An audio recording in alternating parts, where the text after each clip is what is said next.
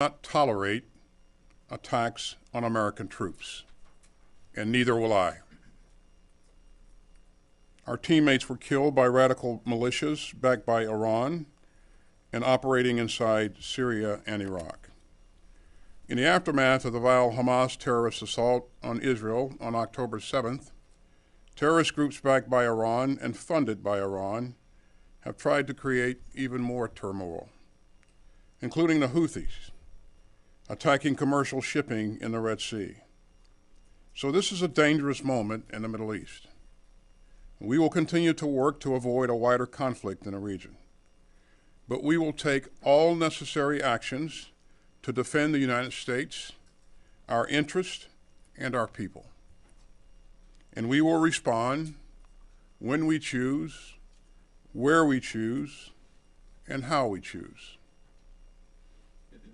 Now, that's what everyone here is focused on. But in my first week back in the Pentagon, I did want to address my recent hospital stay and some of the issues around it. I'm recovering well, but as you can see, I'm still recovering. I'm still having some leg pain and doing physical therapy to get past it. I'm deeply grateful to my doctors and the nursing staff at Walter Reed, and I very much appreciate all the good wishes. But I want to be crystal clear. We did not handle this right, and I did not handle this right. I should have told the president about my cancer diagnosis. I should have also told my team and the American public. And I take full responsibility. I apologize to my teammates and to the American people. Now, I want to make it very clear that there were no gaps in authorities and no risk to the department's command and control. At every moment, either I or the Deputy Secretary was in full charge. And we've already put in place some new procedures to make sure that any lapses in notification don't happen. In the future, if the Deputy Secretary needs to temporarily assume the duties of my office, she and several White House offices will be immediately notified, including the White House Situation Room. And so will key officials across the department. And the reason for that assumption of duties will be included in writing. Now, I want you all to know why this happened. I was being treated for prostate cancer. The news shook me, and I know that it shakes so many others, especially in the black community. It was a gut punch. And frankly, my first instinct was to keep it private. I don't think it's news that I'm a pretty private guy. I never liked burdening others with my problems. It's just not my way. But I've learned from this experience. So taking this kind of job means losing some of the privacy that most of us expect. The American people have a right to know if their leaders are facing health challenges that might affect their ability to perform their duties, even temporarily. So a wider circle should have been notified, especially the president. I'll take your questions today, but as you know, we've got an ongoing internal review, as well as a DoD Inspector General review that we fully support. So I may have to discuss some aspects later. Now, let me back up a bit. As you know, on 22nd December, I had a minimally invasive procedure to cure me of my recently diagnosed prostate cancer. And then I hit some bad luck during what is usually a pretty easy recovery. On January 1st, I felt severe leg pain and pain in the abdomen and hip. And that evening, an ambulance took me to Walter Reed. The doctors found that I had several issues that needed treatment, including a bladder infection and abdominal problems.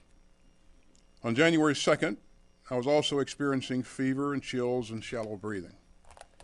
The medical staff decided to transfer me to the critical care unit for several days for closer monitoring and better team care by my doctors. And the Deputy Secretary assumed the functions and duties of my office, which happens when necessary. Her senior staff, my senior staff, and the Joint Staff were notified of this through our regular email notification procedures. And I never directed anyone to keep my January hospitalization from the White House. On January 5th, I resumed my functions and duties as secretary from the hospital. I was functioning well mentally, but not so well physically, and so I stayed at Walter Reed for additional time for additional treatment, including physical therapy for some lingering issues with my leg. Now, I'm offering all of this as an explanation and not an excuse. I am very proud of what we've achieved at the department over the past 3 years, but we fell short on this one. As a rule, I don't talk about conversations with my boss, but I can tell you I've apologized directly to President Biden. And I've told him that I'm deeply sorry for not letting him know immediately that I received a heavy diagnosis and was getting treatment. And he has responded with the grace and warm heart that anyone who knows President Biden would expect. And I'm grateful for his full confidence in me. And finally, I also missed an opportunity to send a message on an important public health issue. And I'd like to fix that right now. I was diagnosed with a highly treatable form of cancer, a pretty common one. 1 in 8 American men will get prostate cancer. 1 in 6 black men will get it. And so I'm here with a clear message to other men, especially older men. Get screened, get your regular checkups. Prostate cancer has a glass jaw. If your doctor can spot it, they can treat it and beat it. And the side effects that I experienced are highly, highly unusual. So you can count on me to set a better example on this issue today and for the rest of my life. And again, I want to thank everyone for their well wishes and their great support. And with that, I'll take your questions. Thank you, Mr. Secretary. First question will go to Associated Press. Lita. Thank you. Thank you, Mr. Secretary. You said that you never directed anyone to keep this from the White House. Did you direct your staff or others to keep it from the public and from other senior staff members? And if you did not, has anyone been disciplined for doing something that you did not tell them to do? And then just quickly on Iraq and Syria, what is your response to the KH statement today that they are postponing or not doing any more attacks? Thank you. Good morning, Lita. To answer your question on whether or not I directed my staff to conceal my hospitalization from anyone else, the answer is no. In terms of my response to KH's statement, we always listen to what people are saying, but we watch what they do. And again, actions are everything. So we'll see what happens in the future. Okay, next question will go to Fox. Jennifer. Sir, during that time that you were in the intensive care unit, there was an airstrike carried out, a drone strike against an Iraqi leader of a militia. How is it that,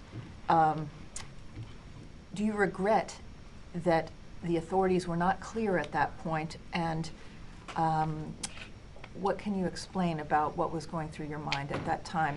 And then separately, there's been a lot of telegraphing about targeting and responding to the drone strike, so much so that the Iranian proxy leaders have left the country. Some are back in Tehran. Has there been too much telegraphing, or is the point not to kill any Iranian commanders?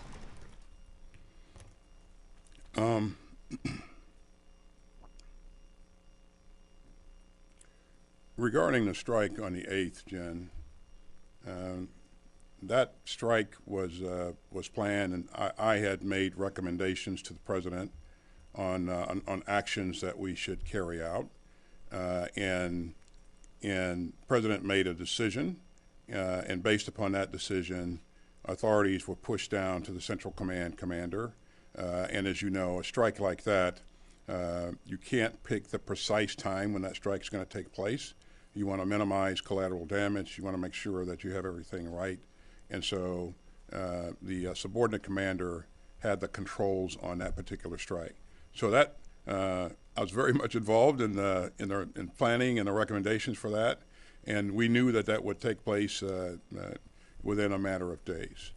In terms of telegraphing about strikes and whether or not people leave or will have left, I won't speculate on any of that. I would just tell you that we will have a multi-tiered response, and again, we have the ability to respond a number of times depending on what the situation is. Okay, let's go to Reuters. Phil? What did your deputy know about your condition, and when did she know it? Yeah, Phil, I think in terms of what she knew and didn't know, I think we should probably let that come out of the review. I think I won't speculate on what she knew and did not know based upon what information was passed to her. Again, I think the details of that will come out of one or both of those reviews. So. Okay. Gordon? Mr. Secretary, you say you didn't direct your staff to hide this truth or lie, but did you create a culture of secrecy that then the staff kind of interpreted your desires or your intentions when it came to you getting sick? Yeah, I don't think I've created a culture of secrecy. I think there will be security officers, there will be other staff members who may perceive that they're doing things in my best interest, and I can't predict or determine or ascertain what those things may be. I just know what I said and did not say, and of course, I have a great staff, and they always want to intend to do the right things. But in terms of what one may or may not have perceived at any one point in time, I won't speculate on that. So. Okay. Let's go to ABC. Hi, sir. Thank you for doing this, and I think on behalf of all of us here, we wish you a speedy recovery. I'd like to ask you about the current situation in the Middle East. The message has been deterrence, deterring the attacks by the Houthis, deterring the attacks by the militias. Has deterrence failed? And if you are going to retaliate at the time and place of your choosing, is that not an escalation, particularly given all the rhetoric with Iran? And a question on your recovery, sir. At any point, did you feel that your situation had caused you to consider possibly resigning, given all of the political attention that had developed as a result of it? In terms of resignation, the answer is no. In terms of escalation in the Middle East, our goal was to make sure that we contain this crisis in Gaza, and that we prevented things from spreading to a wider conflict. Now, there's a lot of activity in the region, but there's always been a lot of activity in the region, and you know well that Iranian proxy groups have been attacking our troops even well before October 7th. And we can go back and count the numbers of attacks before October 7th, and they're not insignificant. There are things that are ongoing now. Well, things are not ongoing. We don't see a conflict, an all-out conflict between Israel and Lebanese Hezbollah, and so I think managing that, I think, has been artfully done, and so we remain in contact with our Israeli counterparts and make sure that doesn't blossom into a war on another front. We don't see Israel engaged in a conflict with other countries in the region. We're not at war with Iran, and yeah, the Houthis continue to do some things that are very irresponsible and illegal, and so our goal is to make sure that we continue to take away capability from the Houthis to do what they've been doing. And this is not a U.S. issue. This is an international issue. We're going to either be serious about the freedom of navigation, or we're not. And so as we look at partners like the UK and so many others that have joined us in this effort, this is about freedom of navigation. There are others in the world that are watching this to see how serious we are about this, and we are serious. And again, our partners and allies are serious about it as well. This is costing countries and companies significant amounts of money as they've had to redirect commercial traffic around. But the Houthis, I mean, their activity needs to come to a halt, and we would call upon Iran to quit or to cease supplying the Houthis with these advanced conventional weapons that they've used to attack ships in the Red Sea and the Bab el-Mandeb. Okay, let's go to Helene. Sir, commiserations on your illness, and it's good to see you back on your feet. At least on one foot. On one foot. You said that you never directed your staff to keep the news of your hospitalization from anyone. Did any senior members of your family or your wife direct people to keep this a secret? To my knowledge, no members. Well, I don't know. I don't know what anyone on my staff may have said, but I think these things will come out in the review. And so, rather than speculate, I think we should let the facts come out as the review is done. So. Can I ask you one more Sure. question about you? You mentioned during your opening statement that this was an opportunity to talk about prostate cancer, especially in the Black community. I wonder, though, do you have any regret that your silence on this reinforced this culture of secrecy among Black men about prostate cancer?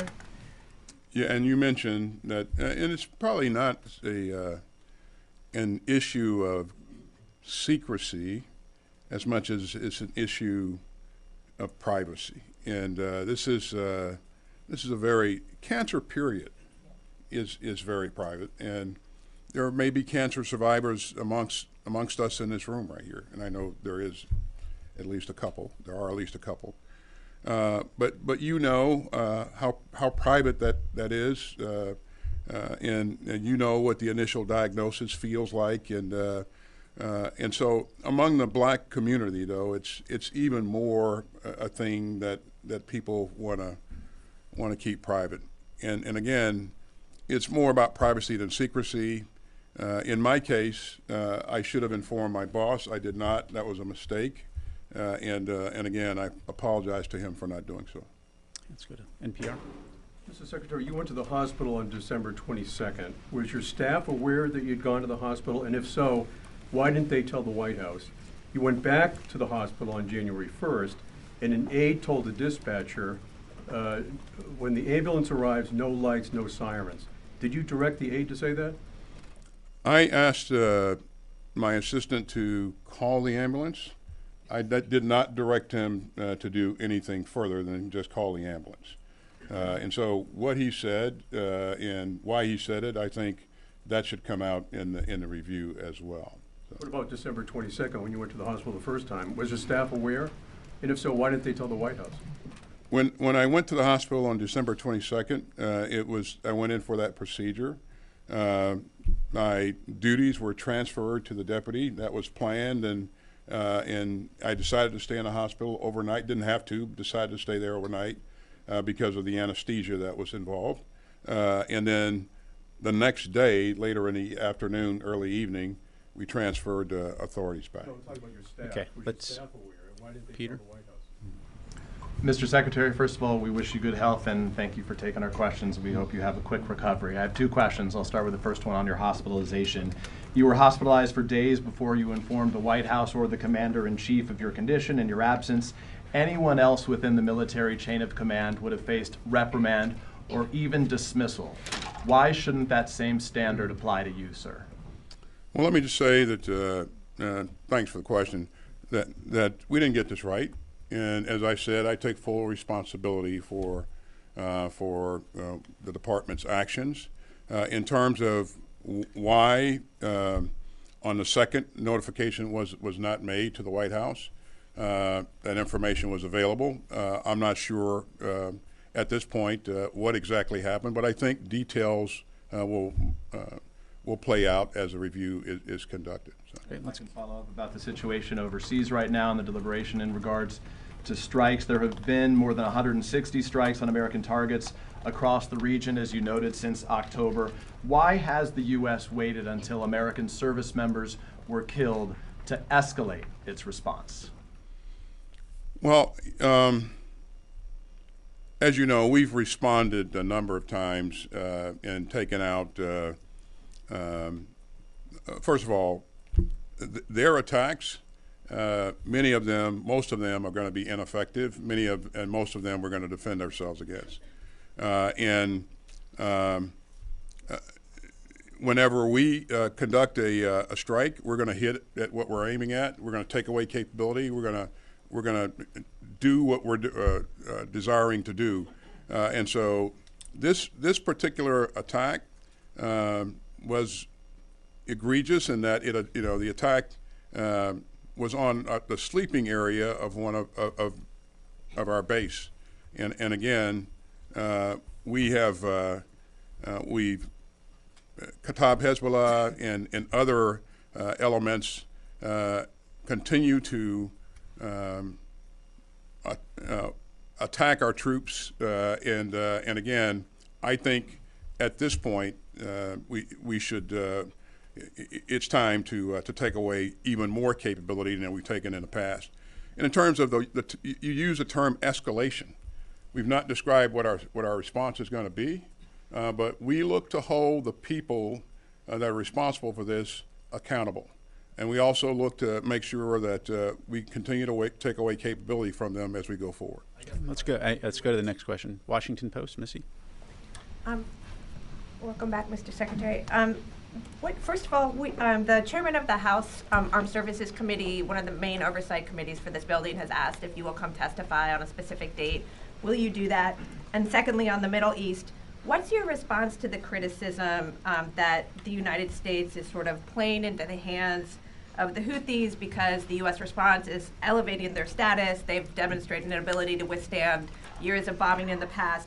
And more broadly, playing into the hands of the Iranians that support the Houthis and the other groups, when the goal of President Biden in the United States has been to prevent increased violence in the Middle East, and now the United States is taking part in actually increasing it. Thanks.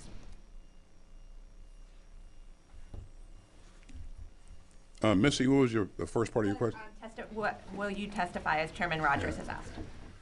Yeah, so Congress had some very relevant questions that they've asked us, and we will continue to answer those questions. We'll continue to work with Chairman Rogers' office to address any additional questions or issues that he might have. And again, we'll stay in touch with Chairman Rogers' office as things play out. So. I'm sorry, on the Middle East? Yeah. Are you playing into the hands of the Houthis and Iran more generally? Well, Missy, if you take a look at what the Houthis are doing, I mean, they're attacking commercial shipping. Initially they said that they're attacking commercial shipping because these ships were supporting Israel. They've attacked the ships that have the interest of some 50 countries that are not supporting Israel, and so this is an international crime, and this is something that we have to do about it. And in terms of elevating the status of the Houthis, I think we have to do something about that. This is not elevating their status. This is about preventing them from having the ability to do what they've done in terms of attacking ships and trying to sink ships that have nothing to do with the Israeli conflict. So. Let's go to CBS, David. Mr. Secretary, we all saw a golf cart out in the hallway. Is that how you're getting around now? And how confident are you that your recovery is going to be complete enough to allow you to continue in what everybody recognizes as a very demanding job? Yeah, well, nobody recognizes that more than me, but that's the first time I used that golf cart, by the way, and but I think it's pretty neat. My leg will continue to improve. The doctors are confident that it will. My PT specialist, who I think is a sadist, is he continues to work me hard, and he has confidence as well. It'll just take time because of the nature of the injury. How much time? No, they can't put a number on in terms of days or weeks, but it'll be incremental improvement. I won't be ready for the Olympics, but I'll improve. So Let's go to AFP. Thank you, Mr. Secretary. Does the U.S. need to escalate its military actions or do something new or unprecedented in order to deter rounding its proxies? And if so, how can that be done without sparking a broader conflict? I think everyone recognizes the challenge associated with making sure that we hold the right people accountable, that we do everything necessary to protect our troops, and that we manage things so that they don't escalate. I don't think there's any set formula for doing this. I do think, though, that in everything that we do, as we work our way through our decision-making process with the National Security Council, we're managing all of that, looking at all of that, and we're using every instrument of national power to address various issues. So I think, I mean, there are ways to manage this so it doesn't spiral out of control, and that's been our focus throughout. So. Okay, let's go to Al Jazeera. Fadi. Thank you, John. Speedy recovery, Mr. Secretary. I have two things. Back in December, in your speech at the Reagan Library, you told Israeli leaders they have to protect civilian lives in Gaza. Since that speech, 12,000 more Palestinians have been killed. We're now at 27,000 killed. Why are you still supporting this war when this government, that is the most extreme in the history of Israel, led by someone who refuses to recognize any political right for the Palestinians, and with elements that are calling for ethnic cleansing and displacement of Palestinians? Do Palestinians have the right to dignity, as you said in Angola when I was with you on the trip? You said the future belongs to those who protect dignity, not trample it. Yeah. I said that in the speech at the Reagan Forum. I've said that to my counterpart, Minister Gallant, every time that I talk to him, and I talk to him every week. And I emphasize the importance of protecting civilian lives. I also emphasize the importance of providing humanitarian assistance to the Palestinians. It's critical. It's really important. There's no question that this is it's been a tough conflict. But as I said earlier, we are starting to see the Israelis kind of shift their stance and change their approach to a more focused and controlled, well, control is probably not the right word, but a more focused effort, focused on a discrete set of objectives. And so I think, we talked to them about that weeks ago, and they said they were going to do that, and they are doing that. But I will continue to emphasize, and I know Secretary Blinken and President Biden will continue to emphasize the importance of addressing the issue of the Palestinian people. It's critical, and we're doing more, but we're not doing enough. So. Time for a few more. Let's go to CNN. Secretary, allow me to join my colleagues in wishing you a speedy recovery. The 30-day review is due in a matter of days now, I think less than a week if I'm not mistaken. Do you commit to making that review public? And second question, has your Chief of Staff, Kelly Magsamen, offered her resignation, or have there been discussions about her resignation in the wake of the failure to notify? I commit to being as transparent as possible and sharing as much as possible. Oren, you'll understand that because this is a command and control of policies of our government here, there'll be elements of this that are classified. But we're committed to sharing as much as possible, as soon as possible. And your Chief of Staff, has she offered her resignation? She has not. So. Okay, let's go to PBS. Nick. Mr. Secretary, I've seen what you're going through up close among loved ones, so again, we wish you a full recovery, and I know it's possible, so thank you. You described this as a gut punch, your instinct to privacy, but if I could just ask you bluntly, you had nearly a month between the time you learned of your cancer and the time that this came out to inform the President. How could you possibly think that it was okay not to tell him? If I could be blunt, and just a small question on Iran and the Middle East. What do you believe Iran knew operationally about the attack in Jordan, and how important is that when it comes to the U.S. response? So, when the diagnosis was made, doctor highlighted that you have a finite window of time to actually get this done. If you go beyond that window, then you will have a problem. Christmas holidays coming up. For me, to have as little impact on what we're doing in the department, Christmas was a time for me to take a look at getting that done. It was a tough decision for me, and I did not decide until, very close to when the procedure was done to actually do the procedure.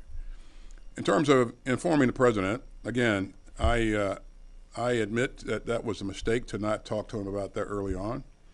When you're the president of the United States, you got a lot of things on your plate, and so putting my personal issue on adding to his all the things that he's got on his plate, I just didn't feel that was a thing that I should do at the time. But again, I recognize that was a mistake, and I should have done that differently. So. Okay. What Iran knew about the attack in Jordan, or how operationally it was involved? We believe that this was done by an element of what is known as the axis of resistance, and these are Iranian proxy groups. And how much Iran knew or didn't know, we don't know. But it really doesn't matter, because Iran sponsors these groups, it funds these groups, and in some cases, it trains these groups on advanced conventional weapons. And so, I think without that facilitation, these kinds of things don't happen. So. Okay, let's go to FT and then Politico to close it out. Thanks, Mr. Secretary. Have you seen any signs that China has been successful in pressuring Iran to rein in the Houthis in the Red Sea? We have not. Again, what's happening in terms of close communications between leaders, we don't know, but we've not seen any visible evidence that they are encouraging or pressuring Iran to cause the Houthis to back off of what they've been doing. Okay. Final question. Thank you. Good to see you, Mr. Secretary. I also hope that you make a speedy recovery. I have two questions. First of all, do you regret not personally telling the deputy the details the 2 times that you were in the hospital and the authorities were transferred to her? Do you think that she had a right to know? And then I have a question on the Middle East as well. As you heard me say in my opening statement, I apologize to all my colleagues and also the American people that I wasn't as transparent as I probably should have been up front. So. And then my second question, is there any discussion right now of withdrawing troops from either Syria or Iraq, especially given what has happened in the last couple of weeks?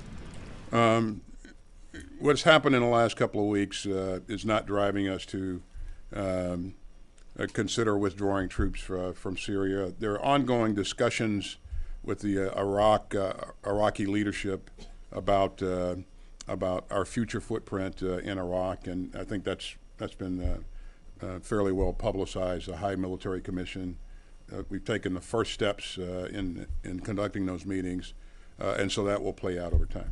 Does that include discussions about withdrawing troops from Iraq? It'll include discussions about our footprint going forward, for sure. Thank you very much, Mr. Secretary. Ladies and gentlemen, that's all the time we have for today. Thank you very much. We're still doing the forensics, Jan, but most of the drones in the region have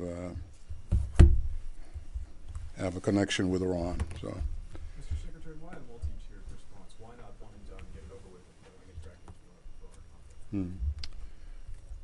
I don't think the adversaries are of a one and done mindset, and so they have a lot of capability.